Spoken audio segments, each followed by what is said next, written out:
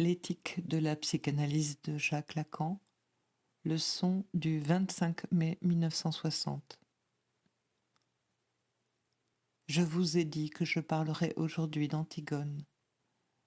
Ça n'est pas nous qui faisons, par quelque décret, d'Antigone un point tournant en notre matière. Il y a bien longtemps que ce point, même pour ceux pour qui il peut être sinon invisible, du moins même pas remarqué, ils le savent tout de même exister quelque part dans la discussion des doctes. Pour tous, donc, pour tous, disons par l'intermédiaire des presque tous, cette Antigone est effectivement en notre matière, la matière de l'éthique, un point tournant. Qui ne sait ce qu'elle représente? Qui ne peut, en tout conflit qui nous déchire dans notre rapport avec une loi qui se présente comme juste au nom de la communauté, qui n'est capable d'évoquer Antigone? Ce que les doctes ont apporté sur ce sujet, qu'en penser? Qu'en penser quand on en a fait pour soi, pour ceux à qui l'on parle? À nouveau le parcours, quand on a eu l'impression, souvent, de s'égarer dans tant de détours aberrants. Car elles sont bien étranges, les opinions et les pensées qu'on voit, sous les plumes des plus grands, se formuler au cours des âges, au cours de cet exemple critique. C'est bien l'impression que j'ai eue souvent, tous ces temps-ci, en essayant pour vous de ne pas laisser échapper dans ce que je croyais être important d'articuler autour de cet exemple, tant ce que j'avais à articuler était venu, pour moi, me rappeler que cet exemple était après tout le meilleur. Ne pas vous priver, ni me priver de l'aide que je pourrais tirer de ce long parcours historique de la question autour d'Antigone. Antigone est la tragédie. La tragédie, pour nous analystes, est présente au premier plan de notre expérience, manifestée comme telle par les références que Freud, poussé par la nécessité des biens offerts par le contenu mystique des références qu'il a trouvées dans Oedipe, mais aussi bien, vous le savez, dans d'autres tragédies, et s'il n'a pas plus expressément mis en avant celle d'Antigone, ce n'est pas pour dire qu'elle ne puisse ici, au tournant, au pied de ce carrefour où je vous mène, ne pas nous apparaître ce qu'elle était déjà pour égale, et vous le verrez très probablement pas dans le même sens que pour nous, à savoir des tragédies de Sophocle, celle peut-être qui est à mettre tout en avant. La tragédie est liée plus profondément, plus originellement encore que par son lien à ce complexe d'Oedipe, à la racine de notre expérience. Car enfin, ne l'oublions pas, ce mot essentiel, ce mot clé, ce mot pivot de catharsis qui pour vous, pour vos oreilles, représente sans doute un mot plus ou moins étroitement lié au terme d'abréaction, avec ce qu'il suppose de déjà franchi des problèmes que Freud, dans son ouvrage inaugural avec Breuer, articule, à savoir la décharge en acte, voire la décharge motrice, de ce quelque chose qui n'est pas si simple à définir, qui est pourtant là, et nous ne pouvons pas dire que le problème soit pour nous résolu, d'une émotion restée suspendue. Est-ce que la notion d'insatisfaction suffit pour en remplir le rôle de compréhensibilité qui est ici requis quand il s'agit, si on peut dire, qu'une émotion, un traumatisme, peut laisser pour lui, pour le sujet, quelque chose en suspens, en restant en suspens aussi longtemps qu'un accord ne sera pas retrouvé? Sans doute, relisez ces premières pages de Breuer, de Freud, et vous verrez, à la lumière de ce que j'ai essayé pour vous de cliver dans notre expérience, comment il est impossible à l'heure actuelle de s'en satisfaire, de ne pas interroger sur le mot de satisfaction admis dans la matière, de ne pas interroger, de ne pas voir par exemple quel problème pose le fait que l'action, dit Freud, puisse être déchargée dans les paroles qui l'articulent. Aussi bien, cette catharsis, si elle est liée dans ce texte particulièrement au problème de l'abréaction quand nous l'invoquons, car elle est déjà invoquée ici, à l'arrière-plan, expressément à des origines antiques, est comme telle, toujours centrée sur la formule d'Aristote, sur ce qu'il donna au début du 6e chapitre de la Poétique, de la définition de la tragédie. Il l'articule d'une façon longue et sur laquelle nous aurons à revenir.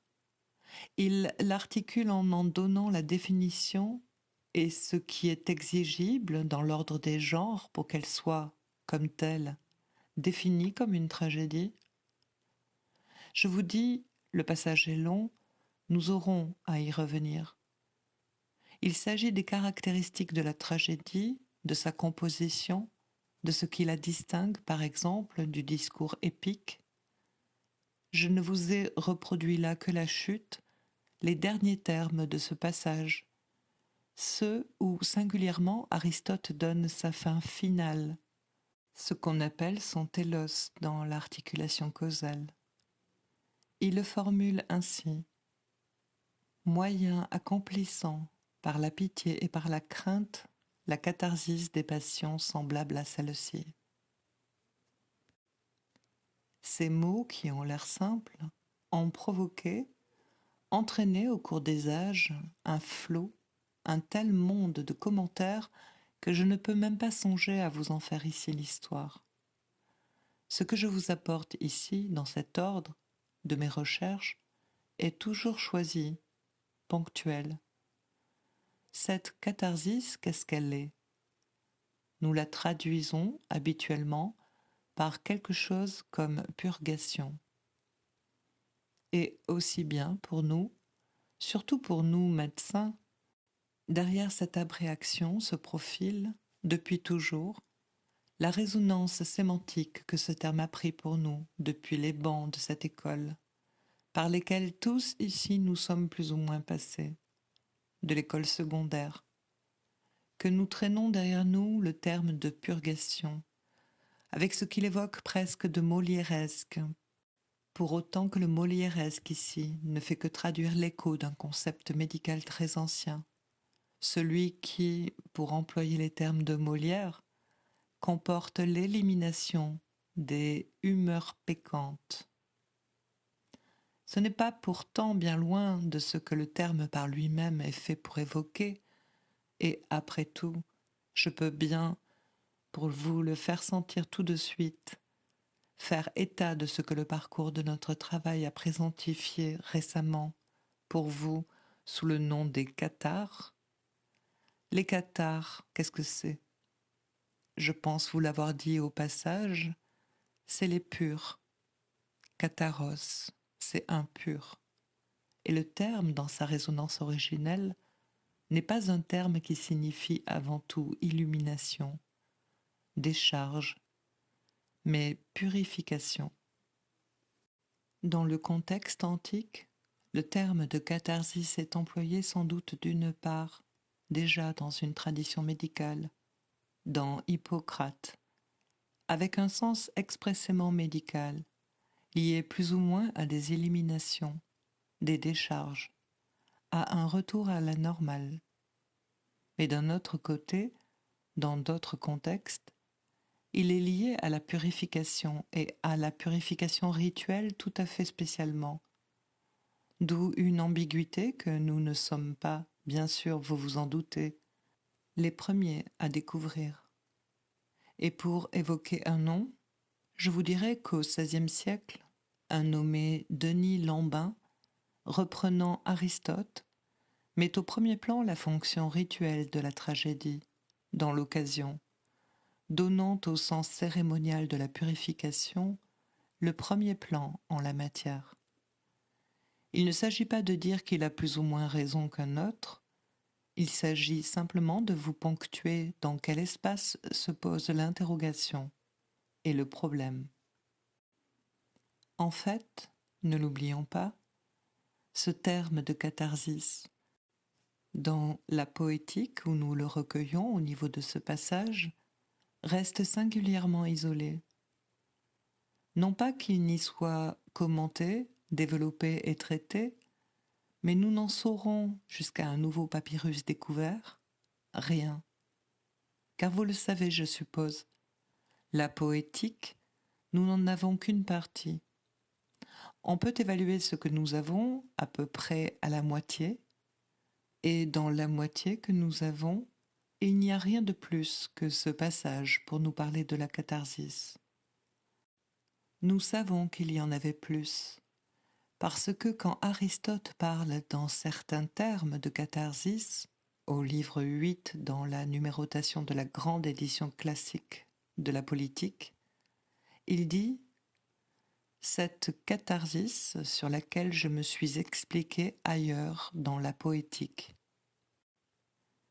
Quand vous allez à la poétique, vous ne trouvez que cela, de sorte que vous êtes suffisamment éclairé, si vous savez que la poétique est incomplète, sur le fait qu'évidemment il en manque. Il est question de la catharsis dans la politique, au livre 8 de l'édition Didot, là où l'on parle de la musique, et de la catharsis à propos de la musique. Et c'est là que, du fait du sort des choses, nous en savons beaucoup plus long, et nommément sur le fait que ce que signifie pour Aristote, à propos de la musique, l'apaisement. C'est un apaisement qu'il articule très spécialement en le centrant sur une certaine sorte de musique, celle dont il attend non pas tel effet éthique, ni non plus tel effet pratique, je suis forcé d'aller un peu vite, mais l'effet d'enthousiasme. C'est autour de l'enthousiasme, c'est-à-dire de la musique la plus inquiétante à cet effet, disons, qu'on peut imaginer. Après tout, la musique autour de laquelle il mène son débat sur la sagesse antique, est-elle une bonne ou une mauvaise musique? Appelons-la pour nous le hot ou le rock and roll. C'est de cela qu'il s'agit, d'une musique qui leur arrachait les tripes, qui les faisait sortir d'eux-mêmes et dont il s'agissait de savoir s'il fallait ou non l'interdire. Au niveau des enthousiasmes, après être passé par l'épreuve de l'exaltation, de l'arrachement dionysiaque de cette musique, ils sont plus calmes.